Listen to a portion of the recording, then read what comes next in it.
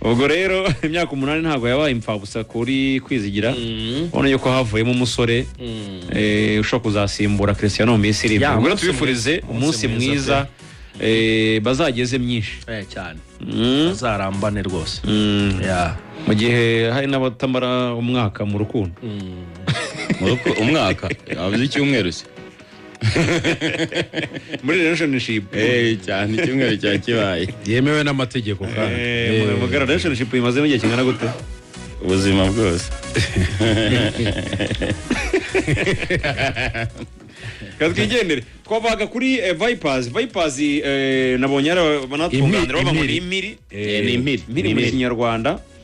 watubwiraga abakinnyi bayo bo kwitegwa muri Sekafa harimo abakinnyi bakomeye cyane bagaruka kuri Bobos bya Ruhanga Bobos bya Ruhanga buriya n'umwana wa Bufumbira aho bita za Mutorere ni havuka haba abantu bajya Uganda banyuze Kisoro bazi cross bya Kanapa hari cross ribi cyane rimeze nka dauri mu ijuru Bobos yagiye yazamukiye muri amashango y'amashuri mu mwana agenda azamuka paka ageze muri St Mary's Kitende anisanga mu ikipe ya Vipers yakinaga muri Amerika nawe n'umwe mu bakinnyi bafite hari Cesar Robi Manzoki namwibuka ko yigeze kuba top scorer wa Uganda za Simba zimushaka bikarangira akurikiye amafaranga akigira muri Aziya akaba yagiye gusinya yahise ajya muri Dalian Pro yego n'ubundi avuye muri Vipers rero ngo agarutse kurangiza business atarangiye cyane rwose uyu mukongomani ukinira Central Africa Cesar Robi Manzoki abonye bamubwira ati welcome back garuka mu rugo rwose bafite Royce Mbaba n'umunyezamu baguze bamukuye mu ikipe yitwa Stella Ajame Academy hanyuma bagura Nicolas Mwere wa wundi ukina ku ruhande bamukuye mu ikipe ya Bull ikinira Ginger Bull ni rwa ruganda rukora ibintu bijyanye n'amasabune n'ibiki byose mujya muyibona hanyuma hari Joel Serunjogi yavuye muri KCCA yavuye mu bakeba Vipers na KCCA nizikundana noneho ari nk'igihe KCCA ari mu mashango y'Afrika itira stade ya Vipers ko bara Vipers muri aka karere k'ibiyaga bigari yo na Mazembe na Azam nizo kipe zonyine zifite ama stade yabo yemewe na CAF ari bigeze gutiza KCCA stade bakajya babatrolinga kandi babatije ngo niko ngo abantu mukodesha ngo mumeze mute ngamazi arimo ngo amashanyarazi ngo byose birahari biraryoshye cyane ntabwo zikundana pe bavuga bati from Rugogo to Kitende buriya abakese baranababaye cyane kuko Arane Okero ava muri Paradu kese yamufashe by'amabura kindi yakina umwaka umwe Vipers itimutwara bakajya musereza ngo ni Mason Mount ngo yavuye ngo muri Chelsea ngajya muri Manchester ariko nta musaruro azatanga uburyo Vipers muriyemo amafaranga meza kandi kese isa nkaho ari yamureze mu buzima bwe bwose ariko banaguze n'uwitwa Jacques Mangoba akaba ari umukinnyi na kuri kabiri twavugaga akina hagati ni n'umukinnyi arahamagarwa mu misambi ya Uganda ubundi yasimbuye Tadeo Wanga kuko Tadeo Wanga baramurekuye kase w'umuhanga cyane Tadeo yagiye muri Kenya yasinye rero imyaka 3 yego sare umuhanga pe banaguze Jacques Mangoba ni umukinnyi wo kuri kabiri wakinaga muri AS Simba yo muri Congo ubwo bari ku Tadeo Wanga bari kura Bashir Seka ajya n'umunyezamu Grant Matsiko wakinaga kuri kabiri na Alfred Mudekeleza umunyezamu nawe baramurekuye ko ntiyari ahari muri Rio Day Mudekeleza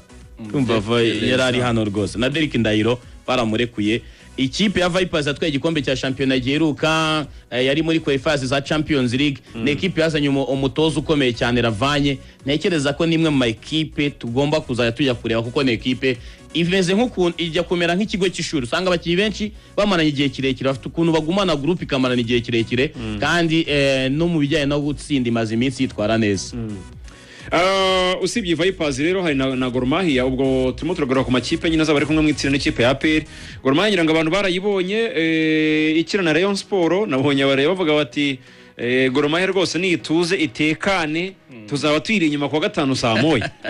ariko Gor Mahia twarebye nkaho ari nanjye icyo nashaka kukubaza sari ya nyayo iriya ni ya nyayo ku buryo cyangwa yarabereretse iravuga iti reka tureke ku urumva mbere na mbere Gor Mahia yongeyemo abakinnyi 8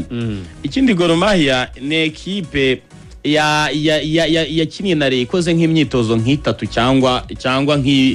nk'ine gutyo kuko batangiye imyitozo kuwa mbere baza mu Rwanda ari kuwa kane ni ekipe navango ntabwo yari iya mbere nanone ikaba yarazanyemo abakinnyi basimbura abakinnyi bagiye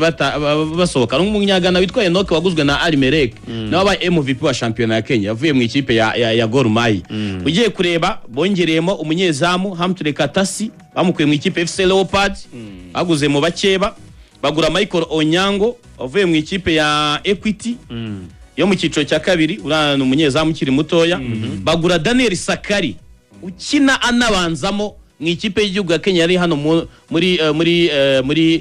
FIFA series yari ahari. Sakari ndabyibuka polisi ngo imushaka byaravuzwe bigeze kuvuga ko polisi yamushakaga naje kugura ba Sofapaka bamanutse mu cyiciro cya kabiri. Sakari yavuye mu ikipe ya Kenya Police ni ifite igikombe cya championnat cy'umwaka wabanje apana uyu nguyu ni Goro wabanje yari Kenya Police. Emmanuel Kotei nawe baramugaruye bagura Enoch Machaka wavuye muri Nairobi United namwibuka muri Simba yego baguze n'umutipe witwa Enoch Machaka wa Nairobi United murabyuka ko yari mu matsinda ya CAF Confederation ni equipe ya ifite aho ihuriye na meya w'umujyi yazamutse mu cyiciro cya kabiri iri mu cyiciro cya kabiri yatwaye igikombe cy'igihugu itwaye igikombe cy'igihugu ikina qualifiers birangira igiye mu matsinda bwa mbere yitabiriye bivuza nacyo gisobanura urwego rw'umupira wa Kenya niba ikibishobora kuva mu cyiciro cya kabiri igakina ku rwego itwara igikombe cy'amahoro cyabo igahita inajya no mu matsinda ni ikimenyetso kigaragaza ko umupira wa Kenya wagarutse ku murongo ko nk'abantu bareba umupira wo muri Kenya cyane derby yabo kimwe mu bintu abanyakenya buri abanyakenya n'abantu bapinga urabazi cyane iyo babona nta kintu kirimo ntibazi ariko kimwe mu bintu bigaragaza ko umupira wa Kenya wongeye kugaruka uzare derby ebyiri maze kureba za Mashemeji stade yuzura amasaha abiri imbere nyawe ntijyamo nka 45 nyawe ijyamo nka 45 wabuzuye amasaha abiri imbere hanyuma no kuba barakire Shan no kuba bitegura iki gikombe cya Afrika bazakira ubona abanyakenya barongeye bagaruka ku bibuga kandi n'amakipe yabo ubona ko yongeye gushamburiya zamiri iri kwerekana abakinnyi babo barimo baragurishwa dufashe nk'urugero uyu rutayizamu witwa Moses Shuma yabaye top scorer ari mu ikipe ya Kakamega Homeboys agurwa na Power Dynamos aba top scorer muri Zambia ubu yaguzwe na Amazuri yo muri Afrika y'Epfo bisobanuye ko abakinnyi bari kuva muri Kenya bari kugenda bakajya hanze kandi bagashininga hari Leslie Otieno nawe n'umusore wo hagati baguze bagura Paul Okoti Odiambo bamukuye muri Ulinzi ni nawe wabaye top scorer wa shampiyona ya Kenya Tego 19 yakinaga Ulinzi ni ikipe y'igisirikare cya Kenya bagura na David Okoti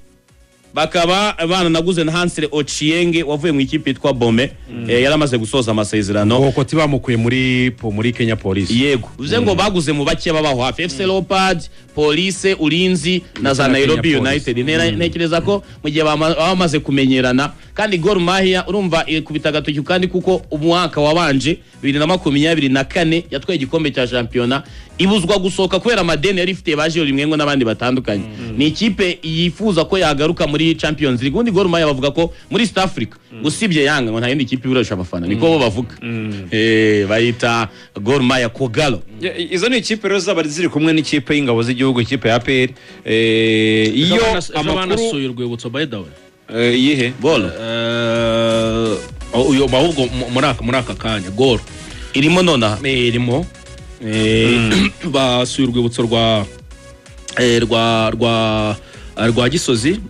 bajya kunamira rero abazize jenoside yakorewe abatutsi ndabona kuri Twitter rwose bamaze kubigezaho abakinnyi bariyo ari benshi bashyira indabyo hariya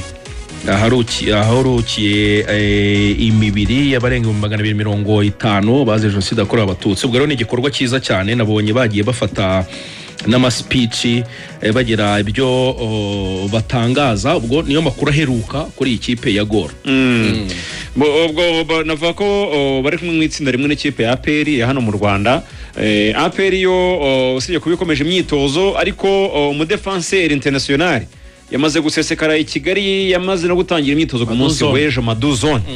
Maduzone niyo makuru y'abantu ariko witwa Haridi yagiye gufatira ifoto umuntu ira foto ubone ni ivuga urebye ira foto ari mu kirere wagira ngo umuntu yagurutse nk'indege ubonye ko ku mwitozo bikwereka ko n'umukinnyi kuko nta byumweru bitatu amaze basoje shampiyona ubona ko n'umukinnyi wagiye azi ko agiye kuza mu ikipe nshya kandi ikipe nshya igiye azi ko azinjira kuri Sekafu ubona ko ku rwego ruri fizike cyangwa se rw'umubiri ubona ko imyitozo yarayikomeje ntabwo ari bya bindi ubona abakinnyi batangira gushidikanya bavuga ati se amaguru y'uyu mukinnyi umubiri we ko tubona wagutse n'iki ubona ko Maduzo ku myitozo iri fizike cyangwa se y'umubiri ameze neza kiba gisigaye no kuza kureba niba muri ekipe cyangwa se muri buriya bwugarizi abantu benshi bakomeje kubaza bavuga ko uyu ari umukinnyi mwiza navuye ari mwiza ari na kapiteni w'ikipe ikomeye ariko hari abandi muri iriya axe banyuzemo